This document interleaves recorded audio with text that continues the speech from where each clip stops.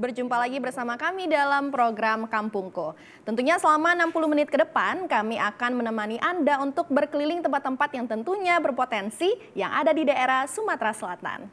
Program Kampungku sendiri merupakan salah satu bentuk apresiasi pemerintah Kota Sumatera Selatan maksud kami untuk daerah-daerah dan kampung-kampung yang ada di Sumatera Selatan yang tentunya inovatif, berprestasi dan juga unik nih Yohan. Betul. Nah Della, kamu udah makan belum hari ini? Kalau ngomongin makan kayaknya kalau sore ini belum deh Yohan, soalnya belum makan nasi. Oh, kalau orang Indonesia itu memang kalau belum makan nasi namanya belum makan. Betul ya. sekali Yon. Jadi emang kalau misalnya kita belum makan nasi, mau kita makan pempek, tewan modal, kalau belum makan nasi tetap ngomongnya belum makan. Oke, nah seperti yang kita ketahui bahwa beras atau nasi itu adalah makanan pokok untuk masyarakat Indonesia. Dan tentunya memang mata pencarian masyarakat Indonesia itu banyak sebagai seorang petani. Betul sekali yang seperti di Desa Tegalsari, Kecamatan Blitang 2, Kabupaten Oku Timur, masyarakat di sini Yon menjadi petani beras atau petani padi. Namun bukan sebarang padi nih Yohan, tapi mereka itu membudidayakan atau menjadi petani beras organik nih Yohan. Wow, uniknya Della, beras-beras yang dihasilkan dari daerah Blitang ini tanpa menggunakan pupuk dan juga bahan kimia tentunya. Wow. Jadi aman untuk dikonsumsi. Luar biasa sekali ya Yohan. Daripada kita penasaran, ayo kita ajak jalan-jalan pemirsa di rumah ke Desa Tegalsari, Kecamatan Blitang 2, Kabupaten Oku Timur.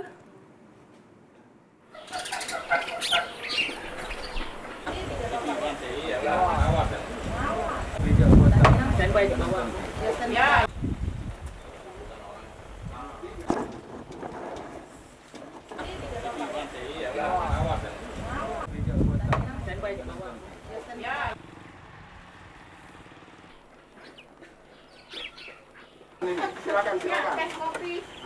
Jagung, silakan. Namun siapa sangka nasi yang dimakan ini memiliki sertifikat lisensi internasional dari Organisasi Pangan dan Pertanian PBB, yaitu FAO. Karena beras ini merupakan beras organik yang tidak terkontaminasi zat-zat kimia.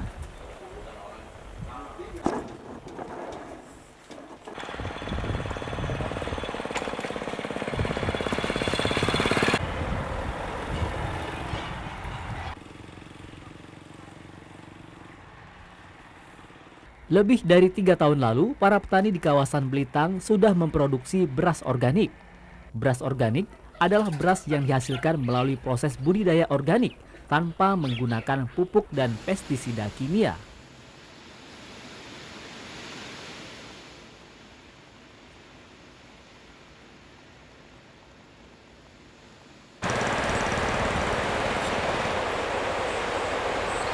Persawahan juga harus steril dari penggunaan zat kimia kurang lebih selama 3 tahun sebelum digunakan.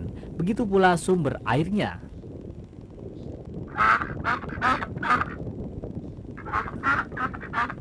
Ya betul, kampung organik karena memang kami disiapkan untuk bertani yang berorientasi pada pertanian organik.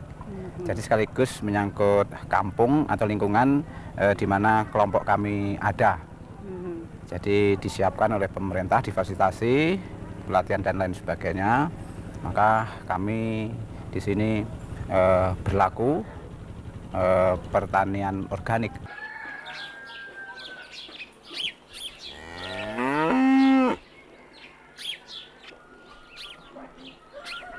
Pupuk yang digunakan berasal dari pupuk organik seperti kompos, pupuk hijau maupun pupuk hayati. Warga di desa ini menggunakan pupuk yang berasal dari kotoran sapi yang dicampur dengan sekam padi. Selain alami, pupuk yang diproduksi seperti ini lebih mudah diproduksi dan digunakan serta lebih murah.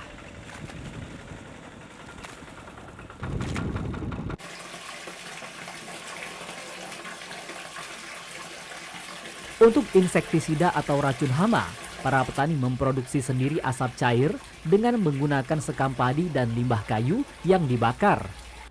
Produksinya selain murah, juga efektif untuk memelihara batang padi dari serangan hama.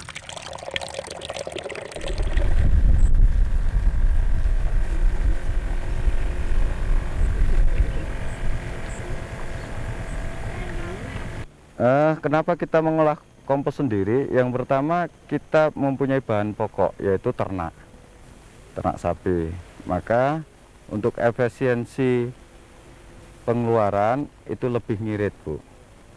Nah, itu sambil untuk meningkatkan kualitas para petani supaya paham bagaimana kompos itu kita olah semaksimal mungkin, kita aplikasikan ke lahan supaya lahan kita menjadi subur.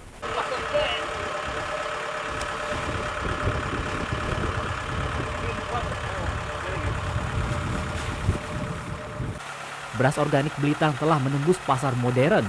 Bulir-bulir berasnya rapi dan tidak patah dengan harga berkisar Rp13.000 hingga Rp15.000 per bungkus seberat setengah kilogram. Jika sudah masuk di pasar modern, berkisar Rp25.000 per bungkusnya.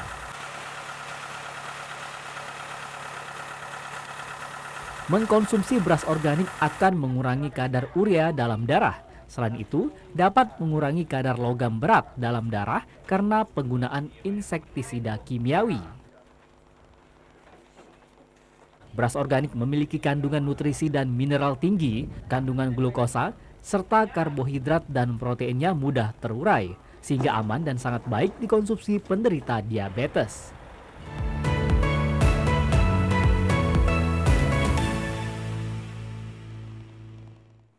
Wah, itu tadi Yohan tentang beras organik yang ada di Kecamatan Belitang 2. Iya. Jadi Yohan, ini sebenarnya kalau misalnya kita bisa memutar otak kembali, kita itu bisa menjadikan sampah-sampah organik ini sendiri menjadi pupuk seperti yang dilakukan oleh masyarakat di Kabupaten Belitang 2 tadi nih Yohan. Betul. Seperti yang kita lihat tadi juga berasnya itu warnanya putih bersih ya. Iya, Jadi betul sekali. memang yang pastinya itu aman. Jadi kita nggak perlu takut. Betul sekali nih Yohan. Jadi selain itu juga beras dari Belitang ini kualitasnya sudah tidak diragukan lagi nih Yohan. Iya, karena tadi sudah diakui ya. Iya, betul sekali.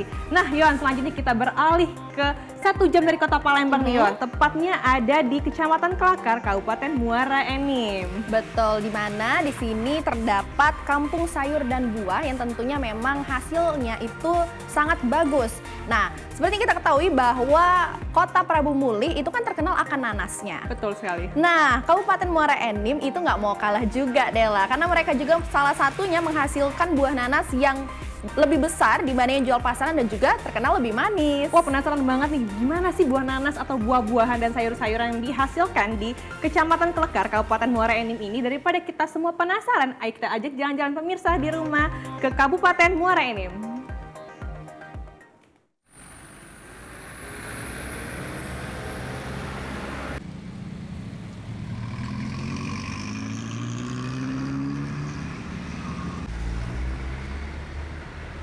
Kecamatan Kelekar merupakan salah satu daerah di wilayah Provinsi Sumatera Selatan yang masuk dalam Kabupaten Muara Enim. Kawasan ini dapat ditempuh perjalanan darat selama kurang lebih 1 jam.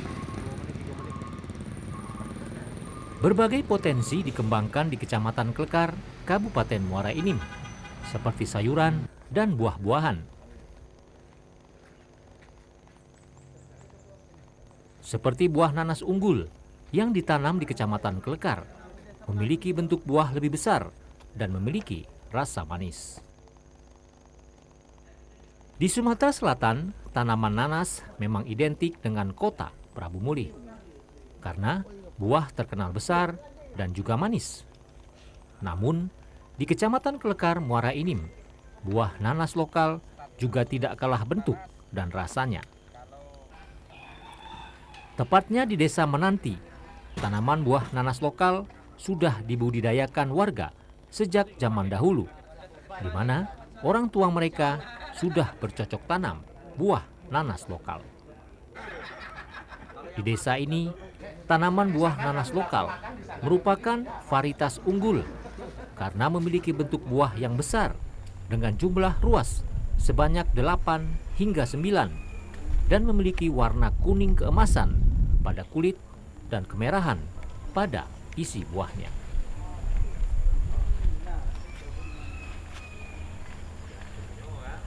Pak, barangnya ada supernya nih lah. Super kan? Super kan? Mak kita lihat nih kan? Tikus. Ya. Tikus lagi kalah. Nah, tikus, babi, monyet. Monyet. Budidaya nanas lokal Kecamatan Klekar sangat menjanjikan karena dapat bersaing dengan buah nanas dari kabupaten tetangga di Sumatera Selatan yang sudah terkenal terlebih dahulu. Nah, jadilah. Sip. Gini ya. Parang hidup. Sulaiman, salah satu petani Desa Menanti, sudah menanam nanas 30 tahun yang lalu dari orang tuanya dan hingga kini tetap menanam buah nanas lokal Kecamatan Klekar.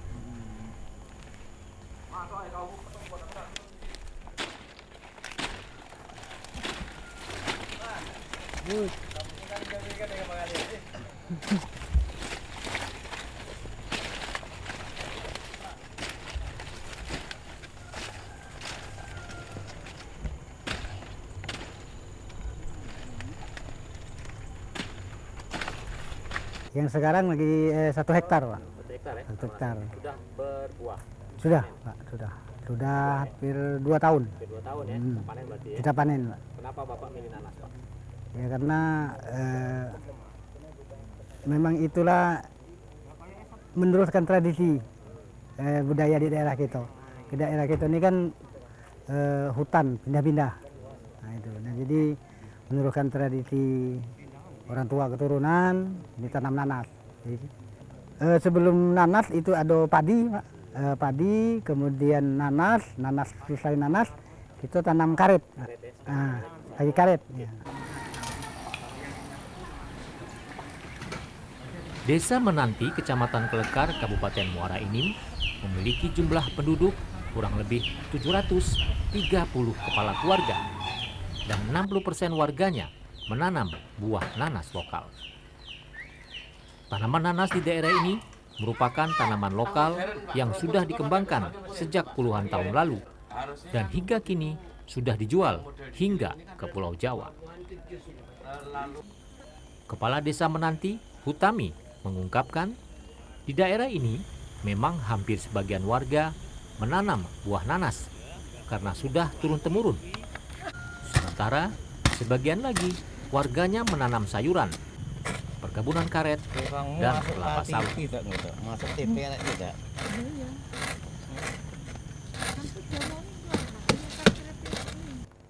Jadi khusus untuk warga Desa Menanti, penduduknya berkisar 730 kakak, 60% ini menanam nanas. Sebelumnya bertanam apa penduduknya, Pak? Jadi sebelumnya karet, jadi seiring dengan harga nanas yang naik, penduduk Desa Menanti membongkar lahan karet, kemudian menanam nanas sebagai tanaman tumpang sari. Buah nanas lokal Kecamatan Klekar, Muara Enim ke depan dapat lebih dikenal dan bersaing dengan nanas lainnya di Provinsi Sumatera Selatan, bahkan secara nasional.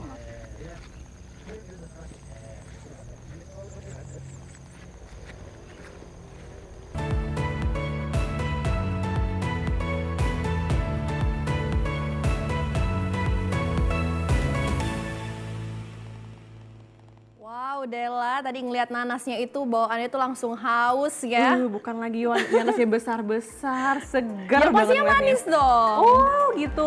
Nah Yohan, jadi nanasnya ini juga sebenarnya kalau kita ngomongin nanas, Iya. banyak sekali masyarakat bukan cuma di Muara Enim atau juga daerah lainnya menjadikan nanas ini diolah kembali menjadi olahan yang enak seperti ada cake Oh, atau iya. manisan Betul. seperti itu. Jadi memang divariasi. Betul. Nah, selain dibuat menjadi variasi yang sangat enak tentunya, dia juga bisa menjadi alternatif diet loh. betul sekali Yohan. Karena kan menyegarkan itu juga bisa bikin kenyang. Iya betul.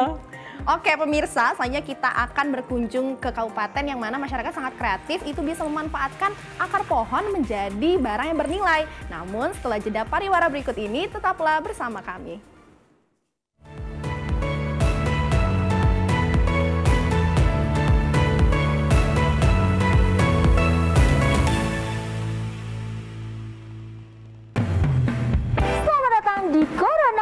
fashion show menarik, gaya nyentrik namun menggelitik. Kita sambut peserta pertama kita dengan tema anti kuman, antibakteri, dan antivirus. Selalu mencuci tangan dengan air yang mengalir sebelum dan sesudah melakukan aktivitas atau menggunakan hand sanitizer. Peserta selanjutnya dengan tema jaga jarak aman. Jaga jarak minimal 1 meter saat berbicara dan beraktivitas. Jarak boleh jauh, tapi hati kita tetap bersatu. Peserta yang terakhir dengan tema anti percikan air dan debu. Masker dan face shield dapat melindungimu. Terima kasih telah membantu mencegah penularan COVID-19 menuju Indonesia sehat. Mengkaji ajaran-ajaran Islam bersama ustadz dan ustazah ternama, menelaah makna, menguatkan iman dan tauhid sebagai tuntunan kehidupan. Saksikan dakwah TVRI dan dakwah keliling setiap hari Jumat pukul 17 waktu Indonesia Barat, hanya di TVRI Sumatera Selatan. Ilmu itu dari buaya sampai ke liang kubur. Ke digital, TVRI akan memulai tahapan analog switch off di 11 kota dan Batam dan akan dilanjutkan secara nasional mulai 2 November 2022. Siaran TVRI sudah dapat ditonton melalui TV digital. Terdiri dari 4 kanal digital. Kanal 1 TVRI Nasional, Kanal 2 TVRI Daerah, Kanal 3 Budaya, dan Kanal 4 Olahraga. Siaran TV digital dapat dinikmati dari televisi yang telah dilengkapi perangkat digital atau dengan televisi lama menggunakan set-top box. Siaran TV digital memberikan kualitas gambar yang bersih, suara jernih, dan beragam konten secara gratis. Yuk beralih ke digital. TV digital bersih, jernih, canggih.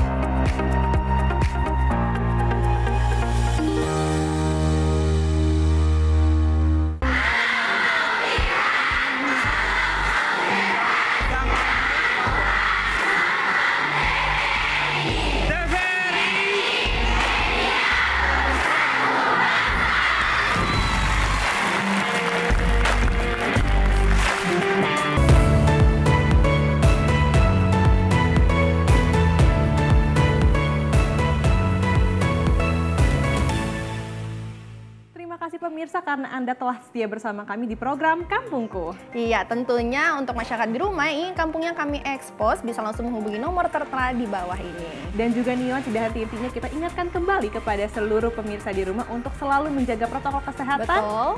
Tapi kami hari ini untuk mohon izin tidak menggunakan masker terlebih dahulu, namun kami tetap menjaga jarak. Betul sekali, jadi memang prokesnya harus tetap dijaga. Betul sekali. Nih, tadi kan Yohan ngomongin masalah daerah yang masyarakatnya kreatif ya. Di mana tuh Yohan? Oke, jadi tepatnya di Kabupaten Empat Lawang, di mana masyarakat di daerah ini bisa memanfaatkan akar pohon yang berasal dari kopi itu menjadi kreativitas yang tentunya sangat bernilai. Wow, penasaran banget sih gimana sih Yohan akar pohon kopi dijadiin sesuatu hal yang bernilai? Tentu saja. Dibanding penasaran, langsung saja kita lihat, ini dia untuk Anda.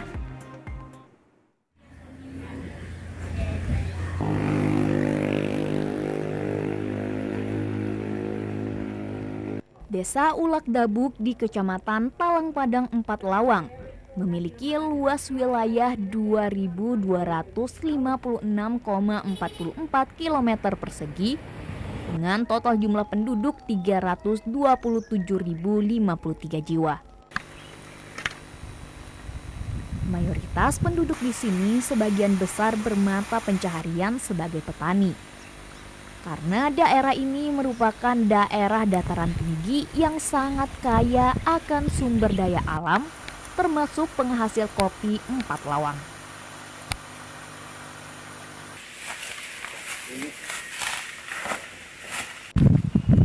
Tidak heran, masyarakat di sini pun memanfaatkan akar pohon kayu kopi yang sudah tidak lagi produktif untuk dijadikan hasil kerajinan yang bernilai estetika dan bernilai jual tinggi.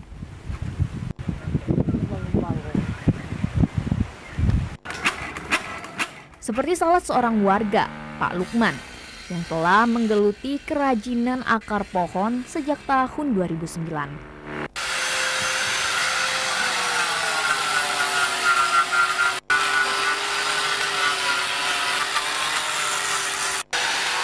Bermula dari memanfaatkan kayu bekas mebel pembuatan lemari, hingga tercetuslah ide membuat kerajinan akar pohon kopi.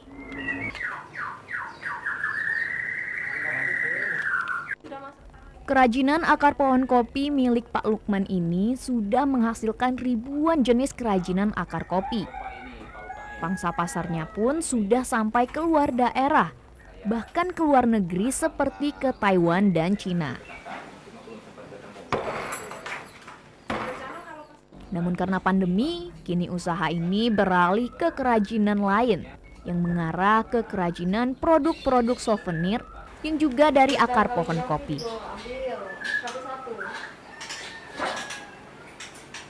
Selain melalui pemesanan, pembeli juga dapat datang langsung ke rumah untuk memesan beragam souvenir seperti pot bunga, kaligrafi, etalase, dan lain-lainnya. Kenapa memilih limbah kayu kopi? Karena limbah kayu kopi, yang pertama kita brand Empat Lawang kayu kopi ya. Jadi kita memanfaatkan kayu-kayu kopi yang tidak produktif lagi, kita manfaatkan untuk menjadi kerajinan seperti nampan, kap lampu, dan yang lain-lainnya. Kita manfaatkan karena ini sangat melimpah ruah untuk bahan bakunya, tidak usah beli, kita tinggal ngambil di kebun-kebun masyarakat, kita bisa manfaatkan untuk membuat kerajinan. Kreativitas pengrajin akar pohon kopi di Desa Ulak Dabuk yang bernilai jual tinggi ini akan menjadi besar apabila dikelola dengan maksimal dan menghasilkan karya yang indah dan kreatif. Kerajinan ini telah menjadi kebanggaan tersendiri dari hasil kreasi warga Bumi Saling Kerwani, Sangin Kerawati. Terlebih lagi Kabupaten Empat Lawang terkenal dengan sumber daya alam yang melimpah, yaitu kopi Empat Lawang. Ya, saudara, siapa sangka ternyata dari hasil akar kopi yang tidak lagi produktif dapat dimanfaatkan dengan pembuatan kerajinan yang sangat indah dan luar biasa. Bahkan, saudara, kerajinan hasil milik Pak Lukman ini sudah sampai mancanegara.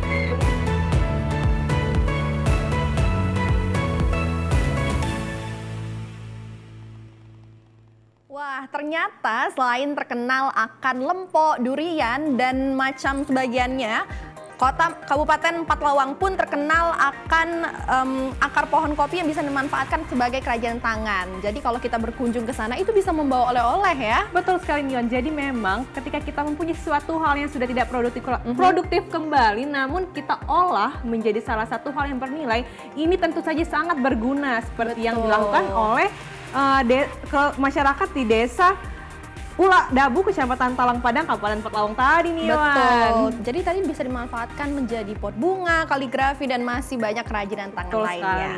Masih tentang kerajinan tangan, namun kali ini berbeda karena tadi terbuat dari akar pohon kopi ya. Nah, namun ini terbuat dari rotan. Nah, kita beralih sedikit ke Kabupaten Lahat, tepatnya di Desa Penandingan, Kecamatan Tanjung Sakti. Jadi Yohan, di sini itu masyarakatnya mengerajin rotan menjadi salah satu hal yang menopang perekonomian mereka nih Yohan. Dibanding penasaran ya, apa sih yang dibuat dari rotan itu? Langsung aja yuk kita lihat, ini dia untuk Anda.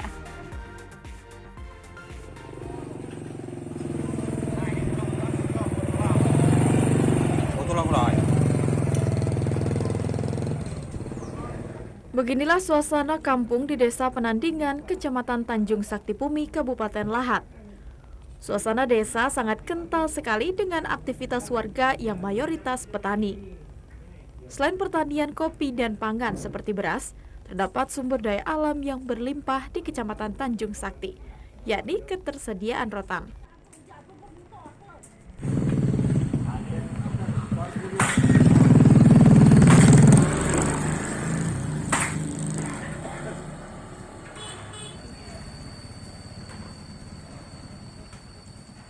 Rotan yang tumbuh liar dengan sendirinya menjadi berkah bagi warga setempat yang menjualnya ke perajin rotan.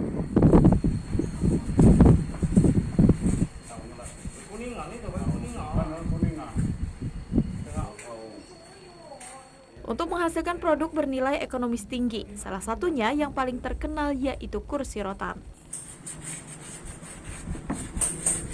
Seperti salah seorang perajin sahib yang telah menekuni kerajinan rotan sejak tahun 2001 atau sudah 20 tahun lamanya.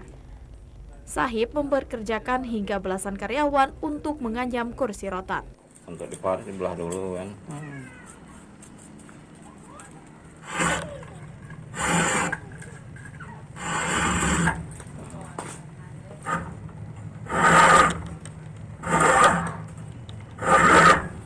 Proses pembuatan satu set kursi bisa menelan waktu hingga 14 hari.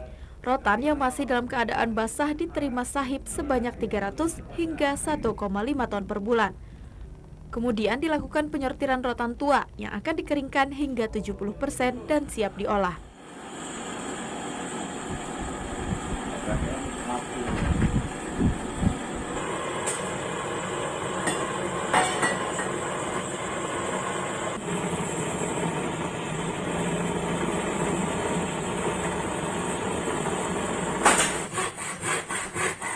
Ada kan TKPRI Lembang. Pengolahan pertama yakni pembuatan rangka kursi dari rotan Manau.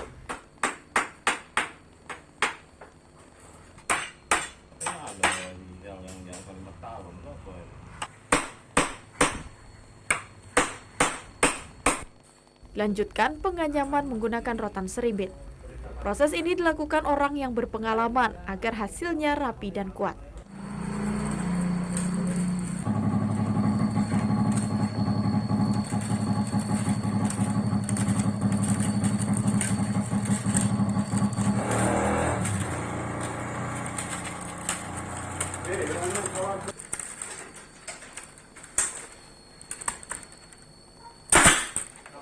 Finishing dilakukan sahib sendiri dengan cara melapisi kursi dengan melamik.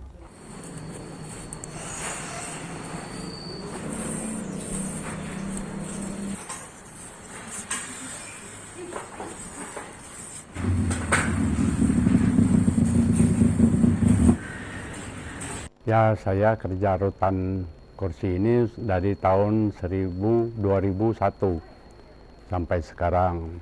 Ya, prosesnya memang banyak proses itu dari rutan Manau, rutan Sega, sama rutan Serimit.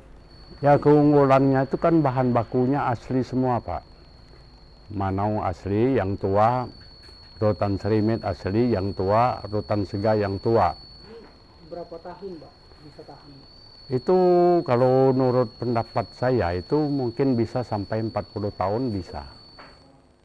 Setiap tahun, sahib dapat menjual 100 hingga 150 set kursi rotan dengan kisaran harga dimulai dari 5 juta rupiah hingga 8,5 juta rupiah.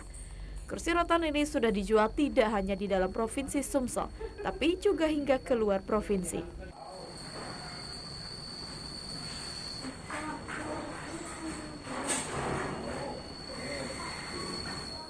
Namun pembeli terbesar justru pembeli lokal dari Kecamatan Tanjung Sakti dan Lahat. Kerajinan rotan di Desa Penandingan ini menjadi salah satu penopang perekonomian warga setempat karena telah menciptakan lapangan pekerjaan yang berdampak terhadap kesejahteraan warga.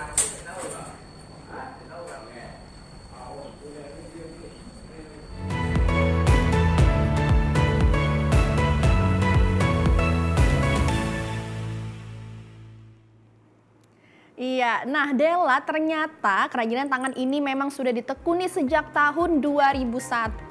Wah, berarti kerajinan tangan ini sudah ditekuni lebih dari 2 dekade nih, Yohan. Nah, pemirsa, setelah ini kami masih akan menyajikan berbagai informasi mengenai berbagai daerah dan kampung-kampung yang ada di daerah Sumatera Selatan tentunya. Namun tetaplah bersama kami di program Kampungku.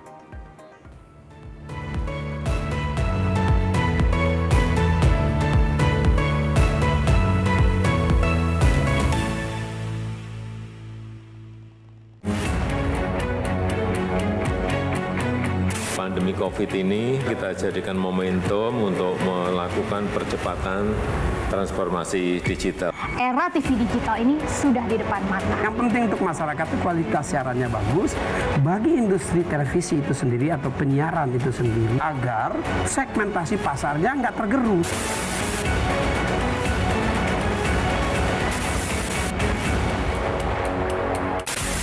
Sejarah panjang dunia penyiaran diawali dengan hal yang sederhana, yaitu informasi. Semula informasi tersampaikan hanya didengar. Seiring waktu perkembangannya, informasi tidak hanya dapat didengar, melainkan dapat dilihat asal kejadian informasi itu melalui pesawat televisi. Pada tahun 1925, berdirilah Radio Batavia bentukan Hindia Belanda dalam menguasai informasi dan menjadi alat propaganda pada masa penjajahan di Indonesia. Melalui siaran yang terjadi pada tahun 1933, dipelopori oleh KGPAA Mangkunegoro ke-7 dengan mendirikan Solos Radio Vereniging atau SRV di Solo, dan di Yogyakarta berdiri Radio Mafro. Siaran SRV untuk melawan siaran hiburan budaya barat dengan siaran kebudayaan asal Jawa Indonesia yang siarannya sampai seluruh Hindia Belanda. Dan sejak tahun itulah menjadi tonggak sejarah penetapan Hari Penyiaran Nasional. Pada tahun 1945, lahirlah Radio Republik Indonesia, dan di mana teks proklamasi tersiarkan ke pelosok negeri yang menyatakan Indonesia merdeka. Sejarah dari dunia televisi adalah pada tahun 1962, di mana TVRI sebagai televisi pertama Indonesia yang mengudara dan menyiarkan langsung pembukaan Asian Games keempat di Indonesia. Hingga saat ini, Hari Siaran Nasional telah menginjak masa 88 tahun sebagai saksi dunia penyiaran Indonesia.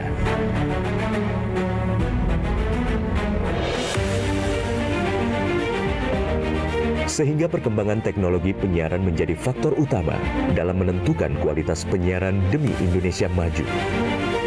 Namun masih banyak daerah yang tidak dapat ikut andil dalam pemerataan ekosistem dunia penyiarannya. Solusinya adalah analog switch off atau ASO. Penyiaran secara analog akan segera berakhir menuju era digital yang menyeluruh. Kementerian Kominfo adalah rumah TV digital. Bersama pihak terkait mewujudkan kesuksesan peralihan ESO menuju penyiaran digital. 2 November 2022 menjadi penting dan sejarah bersama era siaran nasional, yaitu berakhirnya masa siaran analog menuju era TV digital. Digitalisasi televisi menjadi kepentingan bersama. Meratanya siaran hingga ke pelosok negeri. Bersih gambarnya, jernih suaranya, dan canggih teknologinya. Menciptakan masa depan bangsa Indonesia yang lebih maju.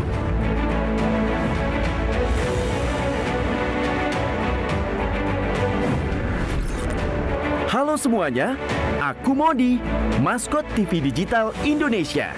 Aku akan membantu semua orang menuju migrasi TV digital. Di mana? Di siarandigital.id dan call center 159. Ayo semuanya, dukung migrasi TV digital. Bersih gambarnya, jernih suaranya, dan canggih teknologinya.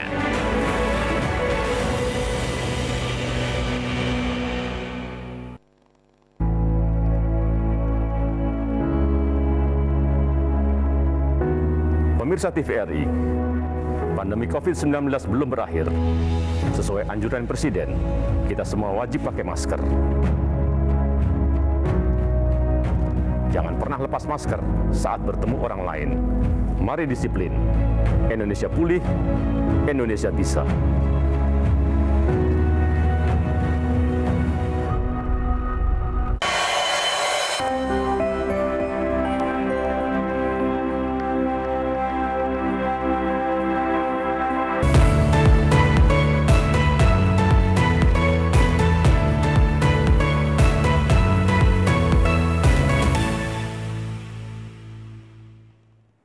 Iya pemirsa, terima kasih Anda masih bersama kami. Tentunya kami ingatkan kembali untuk pemirsa di rumah yang ingin kampungnya kami ekspos bisa langsung menghubungi nomor yang tertera di bawah ini. Nah Dela, selanjutnya kita akan berjalan-jalan ke kabupaten yang mana terkenal akan wahana airnya. Aku tebak nih, ini daerahnya di bagian paling selatan, paling selatan Provinsi Sumatera Selatan maksud kami. Dan baru-baru ini menjadi salah satu tuan rumah perhelatan akbar di Provinsi Sumatera Selatan. Apalagi kalau bukan Oku Selatan. Jadi yang kita ketahui bahwa memang Kabupaten Oku Selatan ini terkenal akan wahana airnya. Nah, karena terkenal akan wahana airnya dan tempat liburan ya, menjadi destinasi liburan untuk warga di daerah Sumatera Selatan, tentunya kalau berkunjung ke sana itu nggak cukup untuk 1 hari atau 2 hari, pasti butuh waktu sekitar 3 hari. Betul sekali nih Yohan, kan Danau Ranau ini menjadi salah satu destinasi wisata yang lagi naik daun atau lagi hype di Provinsi Sumatera Selatan sendiri nih Yohan. Daripada kita penasaran gimana sih homestay yang disediakan oleh masyarakat sekitar Danau Ranau, ini dia akan disajikan untuk Anda.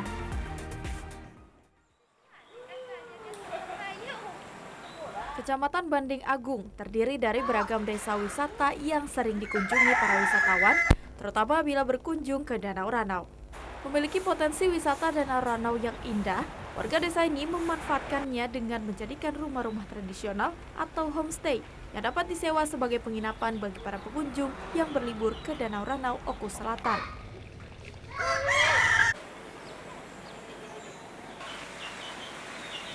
Rata-rata penduduk asli di desa Banding Agung ini merupakan petani. Namun berkembangnya pariwisata menjadi potensi baru bagi warga dengan menyewakan rumah tinggal mereka karena minimnya penginapan yang ada di Banding Agung.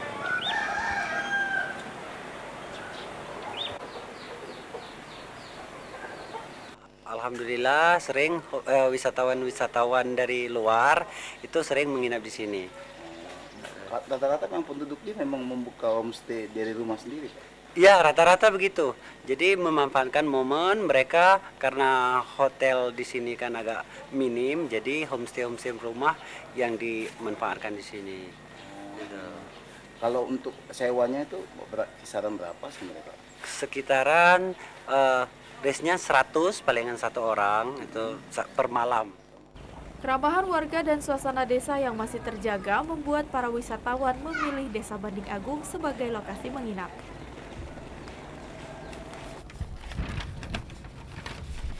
Apalagi seringkali berbagai event acara bertaraf nasional dan internasional digelar di Danau Ranau, sehingga ramai oleh pengunjung. Agung suasananya lebih sejuk.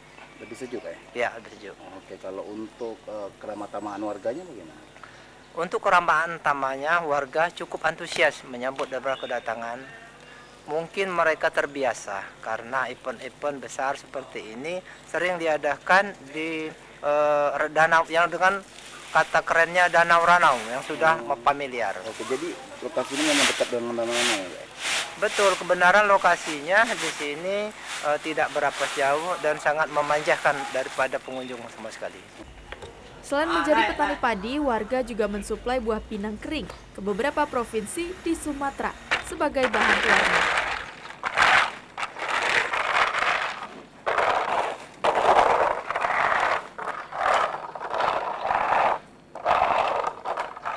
Dibeli dengan harga yang cukup tinggi, buah pinang ini menjadi andalan bagi 20 kepala keluarga di Desa Banding Agung, karena sebagian berprofesi sebagai pedagang di Pasar Bandar Agung. Pinang yang sudah dikeringkan ini dikirim mencapai 10 ton per minggunya. Pinangnya dari mana, Pak? Dari petani. Dari petani di Desa Banding Agung. Desa Banding Agung ya. Ini diolah untuk apa, Pak? Olah untuk buat ini wantek. Ya, jamu. Ya. Pewarna pakaian gitu. Iya, pakaian. Jamu gitu. Iya, jamu. Wantek.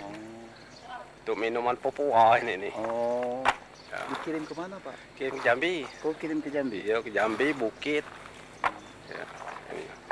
Terus dalam 1 bulan ataupun per minggunya dikirim berapa banyak?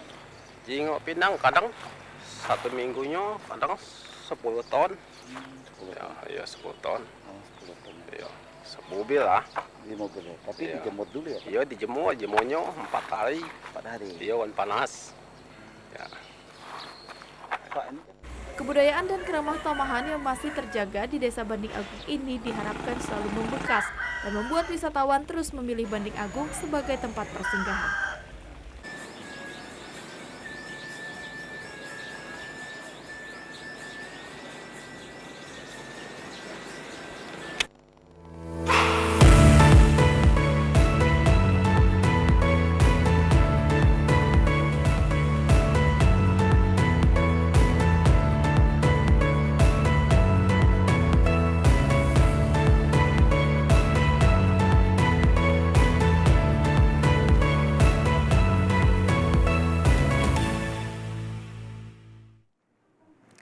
Nah pemirsa, jadi jika kita berkunjung ke Oku Selatan itu nggak usah bingung lagi mau nginep di mana, karena rata-rata masyarakat di Desa Banding Agung ini sengaja menyediakan rumah yang bisa disewakan untuk para turis yang berkunjung ke Oku Selatan. Betul sekali Nion. Selain itu juga masyarakat Banding Agung ini menyediakan berbagai macam fasilitas dan juga di mana wisatawan tidak usah bingung lagi nih ngapain aja di Oku Selatan, karena banyak sekali potensi wisata yang bisa dinikmati oleh wisatawan di Oku Selatan ini. Nah Yon, selanjutnya kita akan beralih lagi ke ibu kota provinsi Sumatera Selatan, yaitu apalagi kalau bukan kota Palembang. Yon, aku mau tanya nih Yon, pernah nggak sih makan tapi sambil merasakan sensasi goyang-goyang di atas sungai Musi? Jadi makan sambil apa? Sambil denger lagu gitu maksudnya? Nah jadi Yon, di Benteng Kota Besar ini ada tempat makan, yaitu di Ketek ya kita bilangnya. Oh iya. Jadi di sini ini ada tempat makan makanan khas kota Palembang seperti pinggang, tekwan, modal dan segala macamnya itu.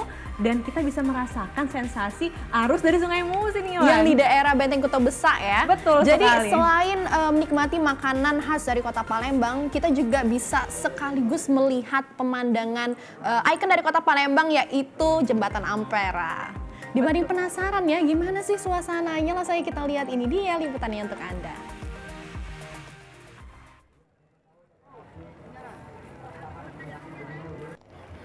Beberapa perahu berjajar rapi di tepian Sungai Musi di Kota Palembang. Perahu tradisional ini sengaja bersandar di pinggiran dermaga Plaza Benteng Kota Besar BKB Palembang sejak pagi hari.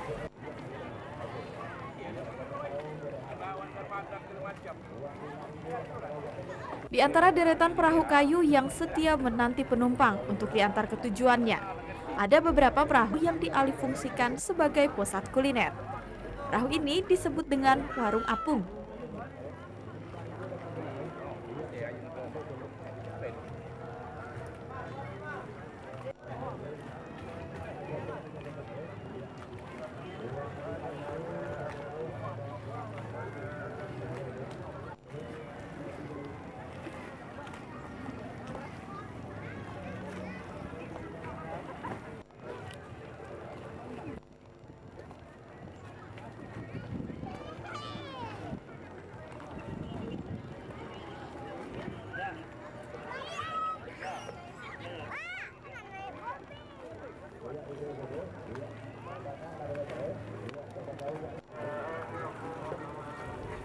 Di pinggiran BKB Palembang, ada 3 warung apung yang menyajikan beberapa makanan khas Palembang, seperti menu pempek, tekwan, model, dan makanan khas Palembang lainnya. Harga yang ditawarkan juga sangat terjangkau, mulai dari Rp2.000 hingga Rp10.000.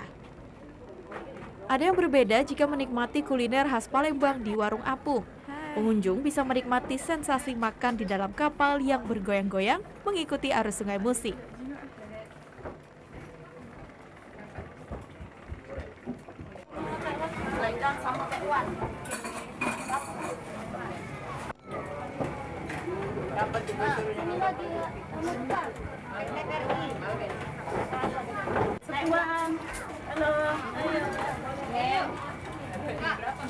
Pemandangan lainnya juga sangat khas, seperti hilir mudik kapal ketek yang melayani penumpang.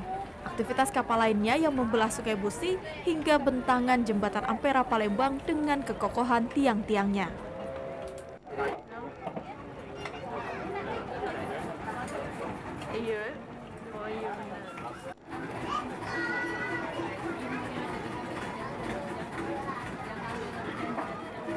Warung apung dibuka mulai pukul 16 waktu Indonesia Barat hingga pukul 22 waktu Indonesia Barat. Jika pengunjung di Plaza BKB Palembang ramai, warung apung ini dibuka sampai larut malam.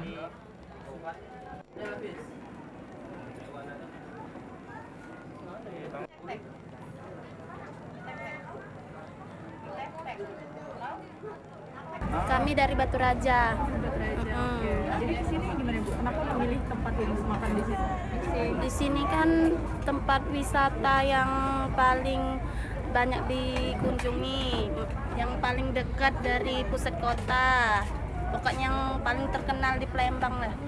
Oke, nah terus makan di sini sensasinya gimana nih Bu? Ya gimana ya? Memang merasa istimewa di sini. Kan rame juga di sini. Kalau di tempat lain kan yang di tempat biasa, kalau di sini kan di perahu kayak gitu, di ketek rame kan, mana makanannya murah-murah enak-enak. Di malam hari, warung apung ini akan semakin ramai oleh para pengunjung. Terlebih, lampu kelap-kelip di jembatan Ampera akan semakin menghidupkan suasana di tepian Sungai Musi.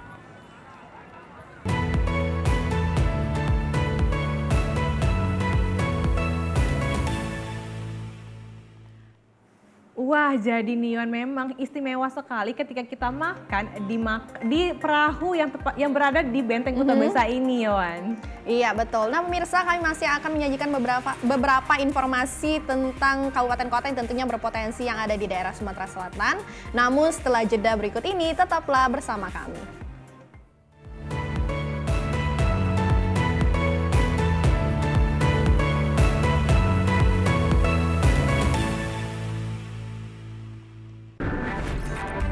Halo semuanya, aku Modi, maskot TV Digital Indonesia. Aku akan membantu semua orang menuju migrasi TV digital. Di mana? Di siarandigital.id dan call center 159. Ayo semuanya, dukung migrasi TV digital. Bersih gambarnya, jernih suaranya, dan canggih teknologinya.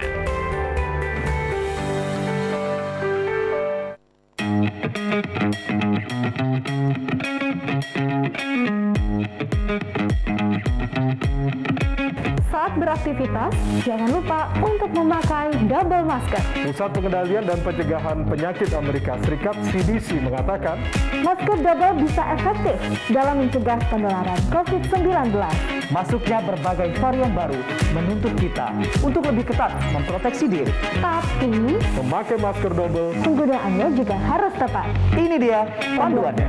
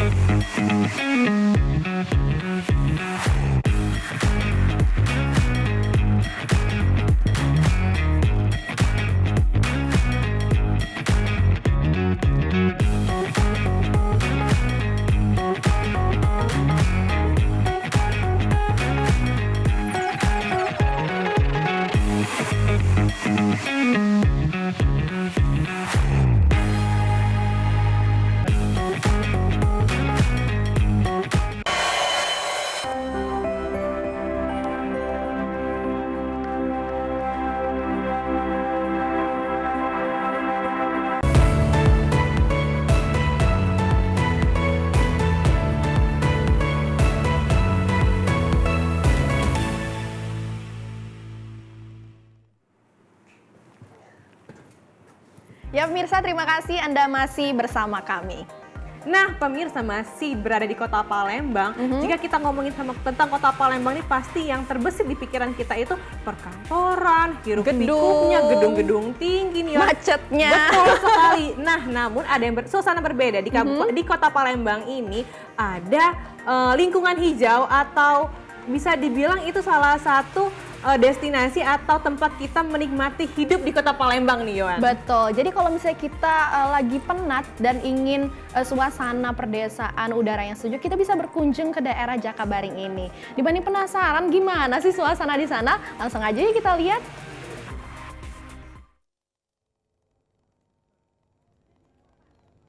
Pandemi COVID-19 menjadikan warga di Kota Palembang mencari banyak cara untuk meningkatkan imunitas tubuh. Salah satunya dengan berada di alam, yang dipercaya dapat menghilangkan jenuh dan meningkatkan kesehatan mental.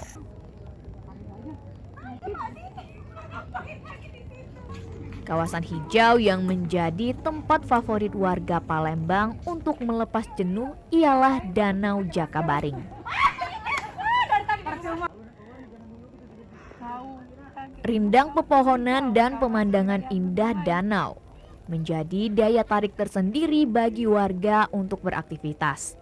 seperti piknik bersama keluarga dan juga berolahraga.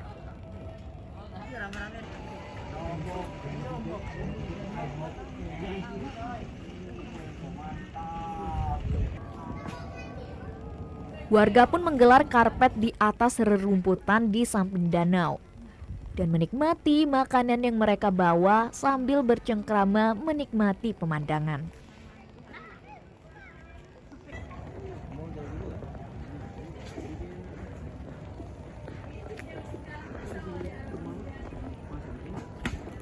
Salah seorang warga mengatakan alasannya pergi ke tempat ini karena relaksasi yang didapat dari pemandangan dengan nuansa alami dan udara segar semakin sulit ditemui.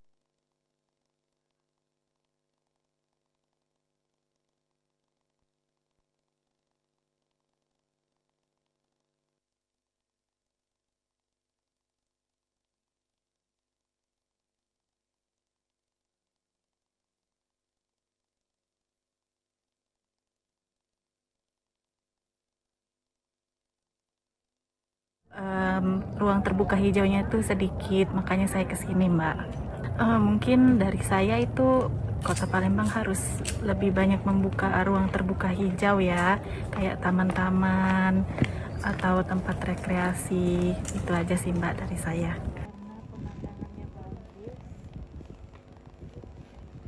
Selain menyuguhkan pemandangan dan kenyamanan di ruang terbuka hijau danau, terdapat pula wahana sepeda.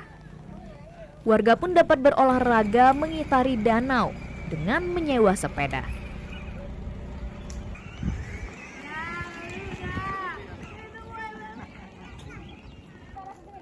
Warga Palembang biasanya ramai berkunjung ke Danau Jakabaring pada sore hari di hari kerja, dan akan sangat ramai di pagi dan sore hari di hari libur.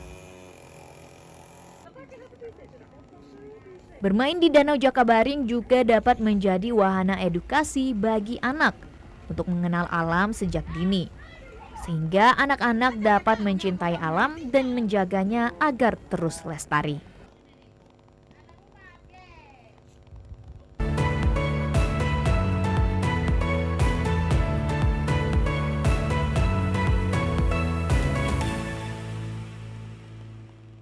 Nah, selain menjadi spot untuk olahraga, ini juga bisa menjadi spot untuk berlibur di hari weekend tentunya. Karena seperti yang kita ketahui bahwa banyak sekali masyarakat kadang yang bentang tikar di daerah Jakabaring. Betul sekali nih, Yohan. Nah, Yohan, selanjutnya masih di Kota Palembang kita akan melihat tanaman-tanaman yang dimana tanaman ini sendiri semenjak pandemi naik daun lagi nih, Yohan, menjadi favorit ibu-ibu. Betul. Nah, ini sebenarnya menjadi trik marketing juga karena abang-abangnya pintar, itu berjualan di pinggir jalan. Jadi kadang ibu-ibu tuh nggak ada niat sebenarnya mau beli, cuman karena terlihat di mata akhirnya tergoda untuk membeli tanaman tersebut. Betul sekali, Yohan.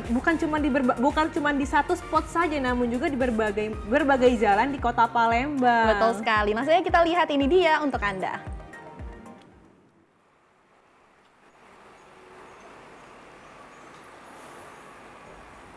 Tidak ada salahnya bagi Anda, pecinta tanaman, untuk mampir ke Jalan R. Sukamto Palembang.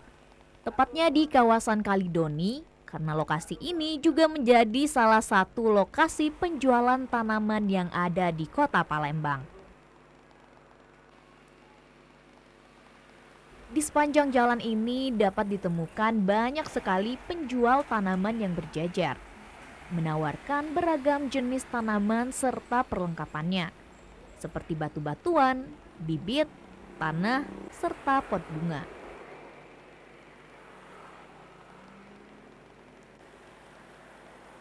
Sebelumnya kawasan ini memang salah satu sentra penjualan tanaman. Namun saat ini jumlah penjual semakin bertambah terlihat dari semaraknya pinggiran jalan ini oleh beragam jenis tanaman.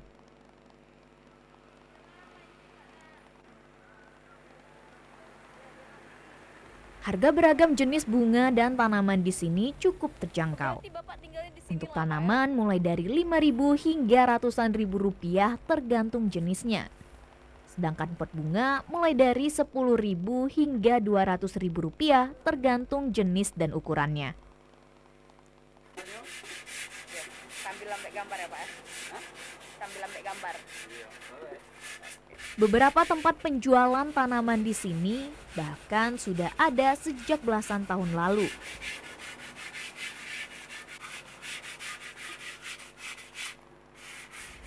Salah satunya milik Jainuri. Kecintaannya terhadap tanaman dan seni mendorongnya untuk memulai dan menekuni usaha tanaman di wilayah perkotaan sejak 17 tahun lalu. Pembelinya, kalau buatnya di sini aja. Kayu, ada dari ngomong ya kalau kita beli mobil atau beli motor. Bahkan pot-pot bunga yang ada di kiosnya ini dibuat langsung oleh tangan-tangan handal dari sang seniman. Kalau di daerah Jalan Baru Abdul Rojak ini ya, itu kurang lebihnya sekitar 17 tahun. Ya awal mulanya dulu saya memang orang seni ya, tukang-tukang taman gitu kan. Tapi emang saya tuh dasarnya tuh hobinya di tanaman, hobinya di kembang gitu ya. Jadi saya buat pot kalau lagi nganggur itu nanam kembang. Nah lama kelamaan ya jadi hobi. Betul memang saya pulangnya tuh di Kampung Betawi Kebun Sirih ya.